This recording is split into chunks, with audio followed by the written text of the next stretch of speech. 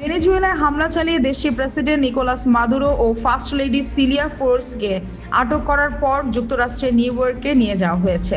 ওদিকে প্রেসিডেন্ট মাদুরোর চোখ বাঁধা ছবি প্রথম প্রকাশ করেছেন যুক্তরাষ্ট্রের প্রেসিডেন্ট ডোনাল্ড ট্রাম্প।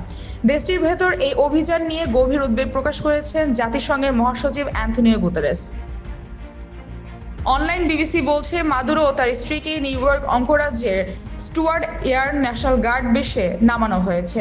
সেখান থেকে হেলিকপ্টারে করে তাদেরকে ম্যানহাটনের ডিইএ কার্যালয়ে নেওয়া হয়। পরে ব্রুকলিনের মেট্রোপলিটন ডিটেনশন সেন্টারে স্থানান্তর করা হয়। এর আগে ইউএসএসআইও জিমা জাহাজে চোখ বাঁধা অবস্থায় মাদুরোর একটি ছবি শেয়ার করেন ট্রাম্প। প্রেসিডেন্ট ট্রাম্প বলেন, যতদিন না একটি নিরাপদ, সুশৃঙ্খল ও ন্যায়সঙ্গত ক্ষমতা হস্তান্তর করা সম্ভব, ততদিন ভেনেজুয়েলাকে পরিচালনা করবে যুক্তরাষ্ট্র।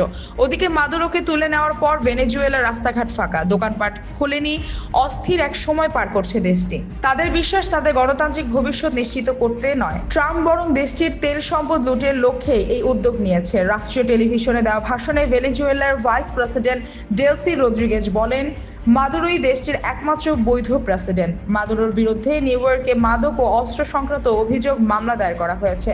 তিনি আগে থেকে নিজেকে কোনো মাদক চক্রের নেতা হিসেবে জড়িত থাকার বিষয়টি অস্বীকার করেছেন। ভেনেজুয়েলা জাতীয় জরুরি অবস্থা ঘোষণা করেছে।